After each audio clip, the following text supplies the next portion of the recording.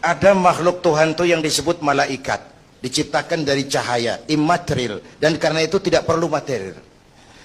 Malaikat diberikan akal tapi tidak diberikan nafsu. Kalau malaikat selalu benar, nggak istimewa. Kalau malaikat nggak pernah salah, wajar. Nggak ada yang bikin mereka salah.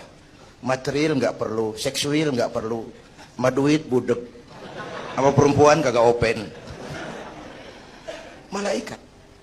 Sebaliknya ada makhluk Allah yang namanya binatang, diberikan otak tapi tidak diberikan akal. Mereka hanya diberi nafsu. Sapi kalau dia ngelihat rumput, nggak usah nanya ini rumput halal apa haram, nggak usah. Ayam jago kalau sudah datang syahwatnya, nggak usah nengok ini banyak orang apa enggak, nggak usah. Dan itu wajar binatang. Nah yang ketiga kita manusia, makhluk paling kompleks, diberi akal, diberi nafsu. Tiap hari sejak bangun tidur sampai tidur kembali terjadi pergolakan perjuangan antara bisikan akal dan nafsu. Kadang akal menang, kita naik jadi malaikat, cuman potongannya manusia. Kadang nafsu menang, kita turun lebih kayak binatang, bahkan lebih rendah daripada binatang, lebih buas daripada binatang. Buas-buasnya sapi, makanannya cuma rumput. Manusia kalau sudah buas itu aspal, kabel telepon, minumnya solar.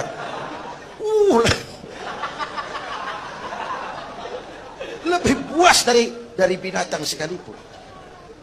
Agar akal bisa mengendalikan nafsu, Allah menurunkan agama. Bukan menghilangkan, mengendalikan, mengatur. Manusia tanpa nafsu bukan manusia. Manusia nafsu melulu, kebo. Islam nih, agama ini nggak ngilangin nafsu, ngatur supaya sesuatu pada tempatnya. Jangankan hidup berkehidupan, pakai kopiah saja mesti ada caranya. Ya, ada cara ceramah ya gini, dagang miringin dikit, main gaple begini. Pakai kopiah aja ada cara aja. Mengendalikan nafsu itu ditempatkan pada tempatnya, bukan menghilangkan nafsu. Laki-laki perlu perempuan, perempuan perlu laki-laki, itu nafsu. Islam ngatur lewat pintu yang disebut nikah. Maka dalam Islam jangankan orang biasa, kiainya boleh kawin. Bener, saya kalau kiai nggak boleh kawin saya pilih mundur. Saya berat, rontok rambut.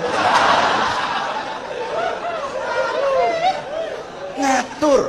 Saudara-saudara hadirin yang saya hormati, jadi ternyata di sini bukan perjalanan terakhir.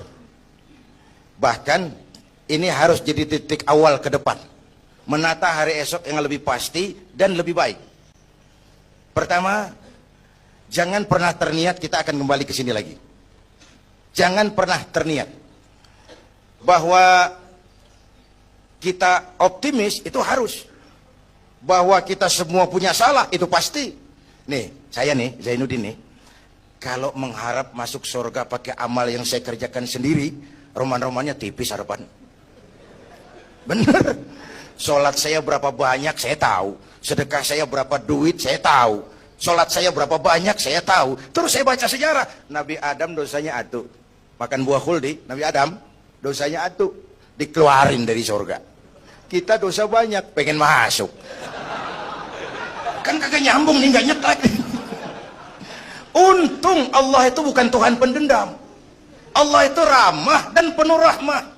Manusia, dosamu banyak. Coba kau lihat, rahmatku jauh lebih banyak. Manusia, dosamu besar. Lihat ampunanku jauh lebih besar. Kau nangis di hadapanku, aku senyum melihatmu.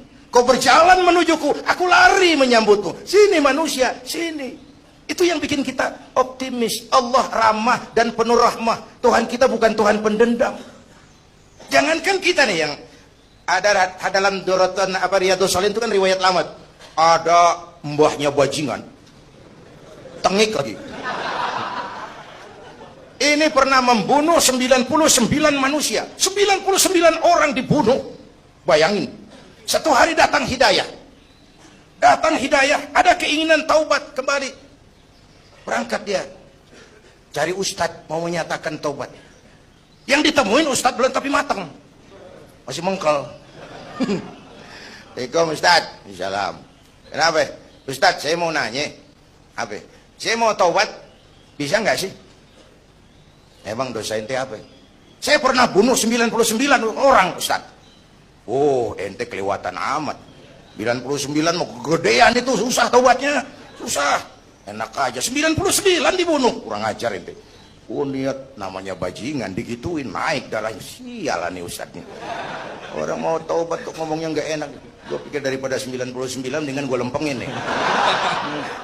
Akhlakul karimah itu kriterianya itu langsung dari Allah. Jadi bukan manusia yang menentukan sesuatu itu baik, benar, salah. Itu hak prerogatif Allah. Nah, akhlak ini lebih lengkap, lebih sempurna daripada daripada adat misalnya. Anak muda yang lewat di depan orang tua membungkukkan badan, itu dianggap sudah cukup beradat. Tapi belum tentu berakhlak. Niatnya apa dia bungkukin badan? Ngedek kaki-kaki udah bongkok. Tergantung niatnya. Secara adat dia sudah beradat, tapi belum tentu berakhlak. Bergantung motivasinya. Oleh sebab itu dalam Islam, akhlak itu 3. Pertama, akhlak kepada Tuhan. Ini yang terpenting dan ini pondasi. Akhlak kepada Tuhan itu intinya 2. Jangan menyekutukannya dengan sesuatu pun, jangan menyembah kecuali hanya kepadanya. Itu. Berakhlak apa tidak kita kepada Tuhan? Kelihatan dari 2 ini. Jangan menyekutukannya dengan sesuatu, jangan menyembah kecuali hanya kepadanya. Itu sumber nilai akhlak. Jangan menyekutukan Tuhan dengan terang-terangan atau remeng-remeng. Kadang-kadang kita terang-terangan enggak, remeng-remeng kejebak. Gue entak pakai cincin ini nih, tuh, cincin dah. Gue entak pakai cincin ini nih. Jangan anak perawan, nenek-nenek lihat gue lemes. Nenek-nenek ya lemes. Nah, jangan menyembah kecuali hanya kepadanya. 1. Yang kedua, akhlak kepada sesama. Baik sesama muslim, non-muslim, dan seterusnya. Yang ketiga, akhlak kepada lingkungan. Ini sama pohon ini kan kita harus berakhlak. Sama air kita harus berakhlak. Satu saat kampung saya banjir. Saya ngomong sama engkong saya. Kong banjir kong. Kata engkong saya, biarin. Bukan salah air. Habis, salah lo. Salah kita bagaimana? Lo tempat air lo tempatin. Yang punya tempat datang dia kagak ngerti. Ini tempat gua di sini nggak beda lo. Banjir. Artinya apa? Di Jakarta ini kita nggak ngasih tempat buat air. Pantas dong dia ngayap kemana-mana.